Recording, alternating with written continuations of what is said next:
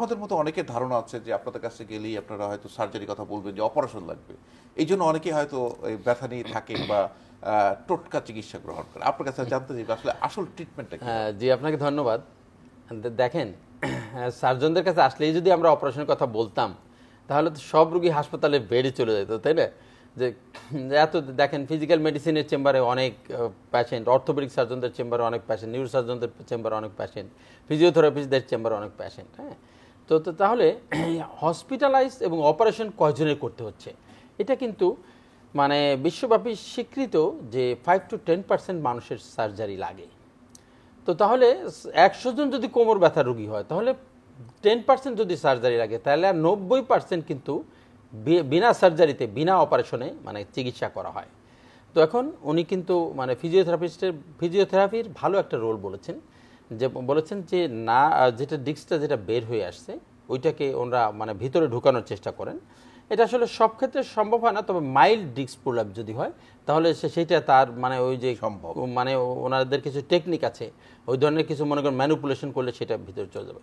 কিন্তু যে ডিস্কটা extruded disk হয়ে আছে, যে একেবারে খুব একটা অংশ ছিঁড়ে বাইরে বের হয়ে আসছে, এটা বলে এক্সট্রুশন, যে মূল ডিস্কের সাথে কমিউনিকেশন আছে কিন্তু ডিস্কের একটা অংশ ছিঁড়ে অলরেডি বাইরে চলে আসছে, সেটাকে কোনো থেরাপি বা কোনো কিছু দিয়ে করা সম্ভব না। আবার একটা আছে সিকোয়েস্ট্রেটেড ডিস্ক, যেটা যে ছিঁড়ে ওই মানে তার মাদার ডিস্ক থেকে অনেক দূরে চলে যায়। আমরা ক্যানাল মাইস বলি অনেক সময়, ক্যানাল মাউস, যে ইঁদুর যেমন গর্তে লুকিয়ে থাকে ঠিক সেরকম।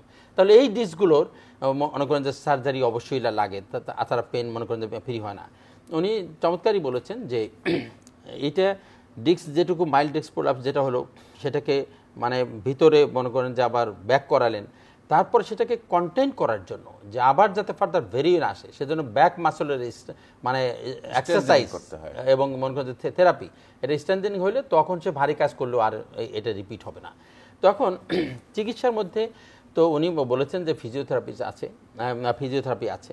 তখন আমরা এটা কয়েকটা চিকিৎসা, যেমন আমরা ওষুধ দিয়ে চিকিৎসা করে থাকি, আমরা এনএসআই মাসল রিল্যাক্সেশন দেই, তার নিউরো ভিটামিন দেই, প্রিগাবালিন জাতীয় ওষুধ দেই, বর্তমানে মিরোগাবালিন আসছে, এগুলো দিয়ে থাকি।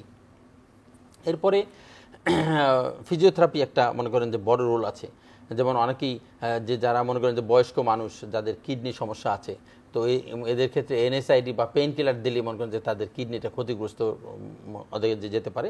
এদের জন্য দুইটা অপশন খুব ভালো, একটা হলো ফিজিওথেরাপি আর একটা হলো আমরা যে এপিডুরাল ইনজেকশন দিই। এপিডুরাল ইনজেকশন স্পেশালি আমি এপিডুরাল পিআরপি দিই বাংলাদেশে, আর অন্যান্য পেন স্পেশালিস্ট যারা আছেন ওনারা তো এপিডুরাল স্টেরয়েড দেন।